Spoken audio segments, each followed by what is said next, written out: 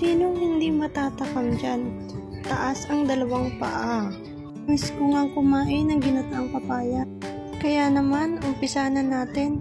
2 buong papaya nga pala ang binili ko. Hiniwa-hiwa ko lang to at tinanggal ang buto, tapos binalatan ko isa-isa.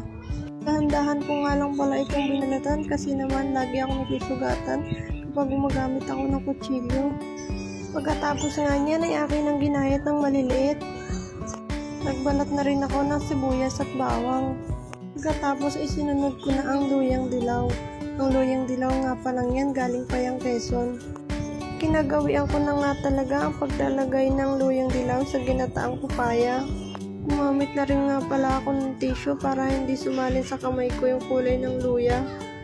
Pero ang ending, kinamay ko rin. Naglagay lang ako ng konting mantika at ginisa ko na ang bawang at sibuyas. Then sinunod ko na ang luyang dilaw. Nalo ko lang to at sinunod ko nang ilagay ang papaya. Haluin lang hanggang mag-mix ang mga ingredient. Pagkatapos niya, isinunod ko nang ilagay ang gata.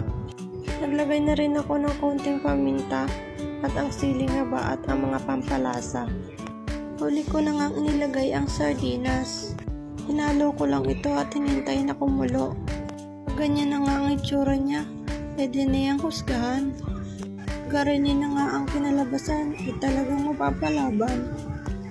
Ay siya, hanggang din na laang. Babu!